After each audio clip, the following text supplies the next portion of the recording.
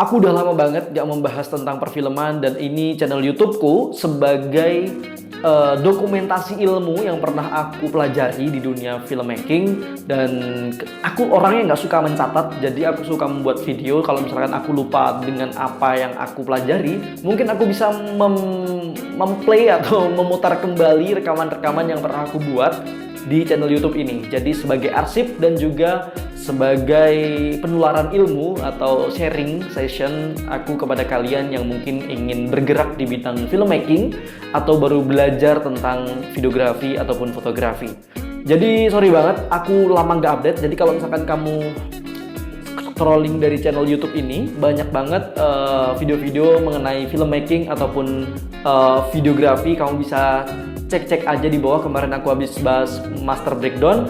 Dan aku sekarang lagi sibuk bisnis di studio dan juga bisnis jasa dokumentasi di bidang pre-wedding dan wedding juga. Kalau kamu butuh atau kamu pengen melihat karya-karyaku, bisa langsung cek di Instagram Sangkar Studio ataupun Sangkar Wedding JK. Nah, oke. Kali ini aku mau membahas soal clapperboard. Kamu pasti nggak asing lagi dengan yang namanya alat ini. Mungkin kamu nggak tahu namanya, tapi kamu pasti nggak asing dengan ini, ya kan?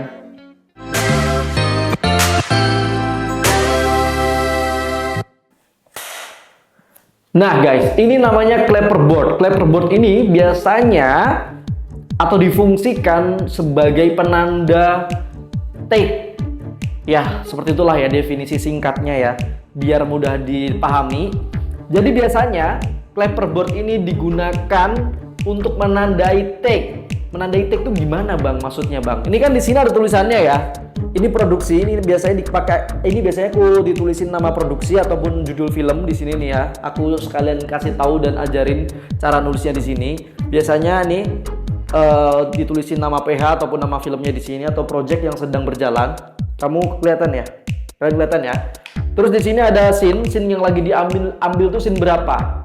Yang lagi diambil tuh scene berapa? Misalkan scene 1. Karena kan biasanya kalau kita syuting itu kan nggak bisa urut ya, dari scene 1 ke scene 10. Ada 10 scene misalkan, nggak bisa urut dari scene 1 langsung 1, 2, 3, 4, 5, 6, 7, 8, 9, 10 kan nggak. Kadang kita bisa syuting duluan tuh scene 10 dulu, baru nanti hari kedua bisa scene 1. Jadi loncat gitu kan kalau syuting.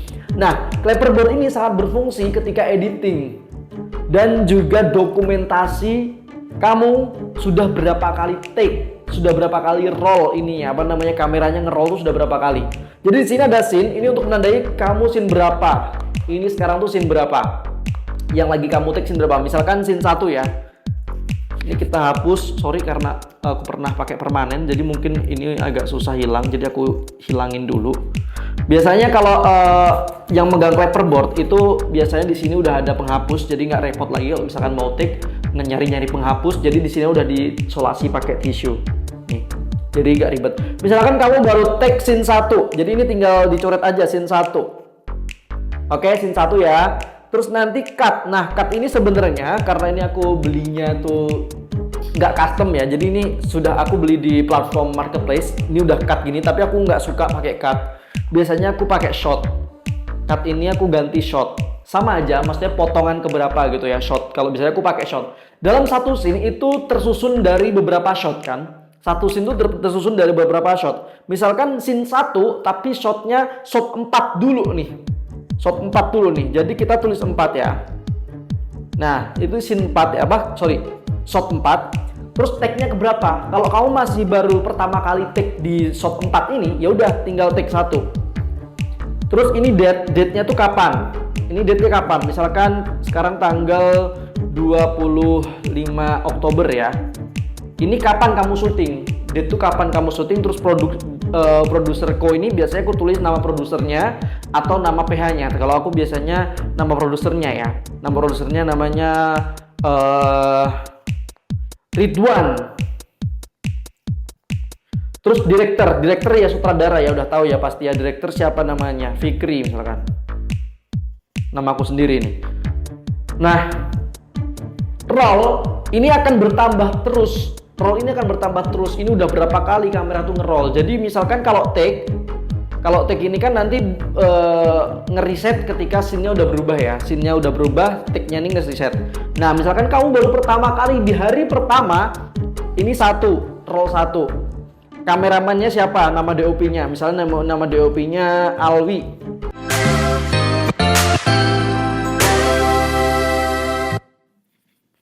Nah, jadi begini formatnya. Pelajari dulu ya. Paham belum? Kalau udah paham kita lanjut ya. Jadi begini. Nah, sekarang kita akan membedakan apa itu scene, apa itu shot, apa itu take, apa itu roll. Karena di sini pentingnya mempelajari dari clapperboard ini. Oke? Yang pertama, scene ini digunakan untuk adegan keberapa? Di dalam naskah itu ada scene 1, scene 2, scene 3, scene 4, dan lain sebagainya. Ya kan? Sampai scene berapa? Kalau film pendek biasanya sampai 15 scene ya. 15 scene. Anggap aja satu scene itu 1 menit. Jadi 15 menit film pendek ya. Misalkan scene 1. Oke. Scene 1 ini berubah ketika take di scene 1 ini sudah selesai. Ini scene mana yang mau diambil? Paham ya sampai sini ya? Adegan dalam film mana yang mau diambil? Nih, biasanya ada di naskah. Biasanya ada di naskah. Terus selanjutnya, shot atau cut. Di sini aku nggak suka pakai cut, jadi aku pakainya shot. Oke, jadi dipahami ya. Shot ini biasanya dalam satu scene, dalam satu adegan itu terdiri dari beberapa shot. Misalkan adegannya adalah orang sedang makan. Shot 1 itu memperlihatkan dia di dapur. Shot 2 memperlihatkan dia ngambil sendok. Shot 3 memperlihatkan dia minum. Shot 4 baru close up dia makan, melahap makanannya, close up sendok misalkan. Itu ada 4 shot berarti ya. Jadi dia akan bertambah ketika shotnya berubah dalam satu scene.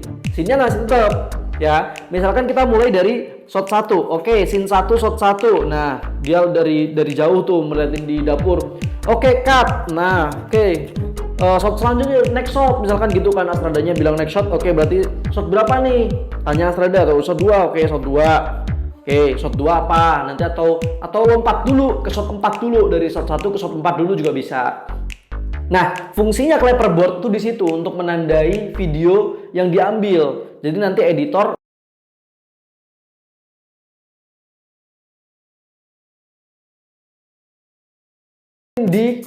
harus melihat namanya storyboard atau photoboard. Biasanya ada kok urutan-urutan ininya. Kemudian take ini akan selalu nambah ketika di satu shot ini belum tercapai. Misalkan scene 1, shot 1 itu bisa diambil 3 kali atau mungkin 4 kali atau mungkin 5 kali sampai menemukan yang perfect. Sampai direktur bilang next shot atau sampai direktur bilang oke atau good. Nah ya, atau biasanya choice ya. Choice itu pilihan. Misalkan oke, take 1 oke, bagus. Atau take 2 jelek. Take 3 choice. Nah, ini akan bertambah terus. Akan di-reset kalau dia udah oke atau udah good dalam satu shot itu. Apakah bisa dipahami? Oke, kita ulangi sekali lagi ya. Kita dari belakang, dari take ya. Take ini akan terus bertambah. Dia akan di-reset atau mulai dari satu lagi sampai menemukan yang bagus di dalam satu shot. Misal, shot 1 itu bisa bisa pengambilan gambarnya itu bisa 3 sampai 4 kali. Berarti take ini kan bisa 3 sampai 4 kali kan kepake dia. Dia bakal menambah sampai 4 kali. Oke? Paham ya? Dalam satu shot. Paham ya? Oke, shotnya ini akan bertambah sesuai dengan storyboard atau photoboard. Kalau misalkan misalkan shot 1 udah oke, berarti lanjut lagi ke shot 2, lanjut lagi ke shot 3, lanjut lagi ke shot 4. Atau bisa berubah dari shot 4 ke shot 1 dulu, atau ke shot 3, atau ke shot 2. Jadi dia akan berubah-ubah terus untuk shotnya ini, tergantung photoboard yang sudah disepakati oleh DOP dan sutradara. Scene ini udah jelas, adegan. Ketika scene ini berubah, shot dan take ini pasti ke-reset. Ngulang lagi dari awal, oke? Paham ya? Nah, untuk roll ini akan bertambah terus sampai film produksi selesai. Dan pasti ini yang paling banyak. Ini bisa sampai ratusan, bahkan puluhan, bahkan ratusan ribu kalau misalkan film panjang. Kalau film pendek mungkin berhenti di puluhan ataupun ratusan udah cukup oke banget. Nih ya, jadi roll ini akan bertambah terus dan tidak akan pernah di reset sampai film produksi selesai. Oke, begitu. Dan cara kerjanya bagaimana untuk clapper seperti ini? Biasanya clapper seperti ini tuh ada beda-beda size-nya. Setahu saya, size dari clapperboard ini ada 3 size. Ada yang kecil, itu biasanya buat close up. Terus yang semakin ada yang middle, itu biasanya buat di ruangan yang shotnya agak lebih jauh dari yang close up. Dan juga yang seperti ini biasanya untuk long shot. Long shot itu biasanya kan lebar ya, jadi perlu ini yang agak besar ataupun outdoor biasanya ini yang agak besar gitu ya. Ini yang aku pakai itu yang masih manual, masih ditulis spidol. Kalau misalkan di film-film Marvel dan juga film-film bagus, biasanya film panjang, biasanya udah digital guys. Jadi kamu tinggal ngeklik aja, dia udah otomatis. Tapi kita coba pelajari untuk yang manual ini ya, pakai spidol dan juga penghapus. Nah, biasanya untuk cara menggunakannya sangat mudah sekali. Nah, fungsi dari clapper ini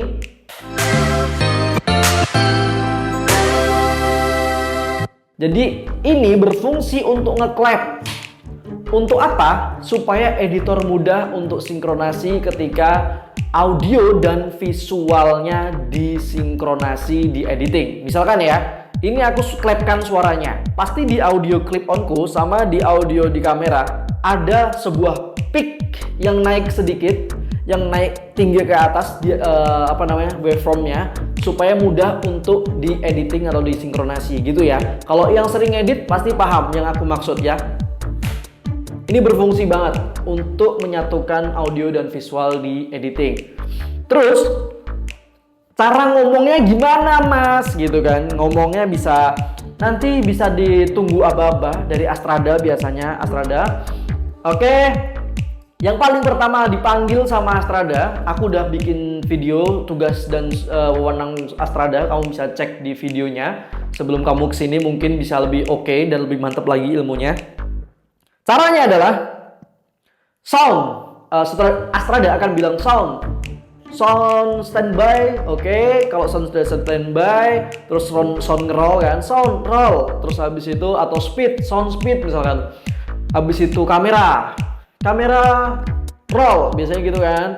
Terus aktor standby dulu, aktor standby, oke. All crew standby, silent please. Kalau misalkan pakai audio ya, silent please misalkan gini. Terus habis itu slide in tuh berarti masuk, set. Oke, kalau udah kamera bakal ngecek titik fokus, nanti cek fokus dulu, fokus misalkan gitu kan. Kamera ngomong gitu, baru bilang ini langsung clapperman langsung bilang ini scene 1, shot 2, take 1. Oke, standby, terus di clap. Slide out, misalkan gitu, out slide-nya. Sisa 3 detik, nanti kamera fokusin dulu, kamera DOP fokusin dulu. Oke, bilang fokus, oke fokus. Baru nanti itu langsung di end action oleh sutradara. Jadi begitu. Oke, kita ulangi ya. Kita ulangi cara prakteknya. Sound, speed, cam, roll, slide in, dibuka kan, all crew standby, baca langsung, scene 1, shot 2, take 1, fokus, and action. Nah, begitu ya guys ya cara penggunaannya. Nah, ada lagi cara penggunaan yang lain ketika mengejar momen atau momen tidak bisa diulang 2 kali. Misalkan lagi ngejar pesawat, misalkan shotnya ada shot pesawat atau shot burung ya, yang susah diambil dengan menggunakan ini. Biasanya ini ditaruh di akhir shot atau namanya end clap atau apa? Aku lupa namanya guys. Kalau kamu ada yang tahu bisa di komen di bawah ya. Jadi nanti ini akan dinampakkan di akhir shot. Jadi nge-shot objeknya dulu, baru nanti ini masuk dengan cara dibalik, terus di clap. Artinya apa? Shotnya, clapperboardnya ada di akhir video, menandakan bahwa yaitu memang shot harus diambil mengejar momen gitu. Ada yang seperti itu. Dan juga teknik penggunaan clapperboard ini juga bisa untuk yang silent atau no sound. Kalau no sound, nggak usah di clap, dia ditutup aja gini. Jadi masuk ke kamera, masuk ke frame, ya udah gini aja. Dibacain aja. Scene 1, take 2, take 1. Misalkan scene 1, take 2, scene 1, shot 2, take 1. Oke. Terus habis itu out, clappernya out, baru di-actionin sama sutradara. Ini tanpa di clap karena no sound. Biasanya dibilang no sound, di sini ditulisin no sound misalnya gitu. Oke, mungkin itu aja penjelasan singkat soal clapperboard. Kalau misalkan ada salah dan juga ilmu yang kurang tepat, bisa langsung kalian koreksi dan juga bisa sharing-sharing di kolom komentar. Aku sangat terbuka untuk berdiskusi dengan kalian semua. Terima kasih sudah menonton. Kalau misalkan ada yang kurang jelas, bisa langsung hubungin di Instagram aku atau DM langsung aja di Fikri Adani, dan juga bisa kepoin di Sangkar Studio dan Sangkar Wedding JK. Terima kasih semuanya dan sampai jumpa di video selanjutnya. Terima kasih.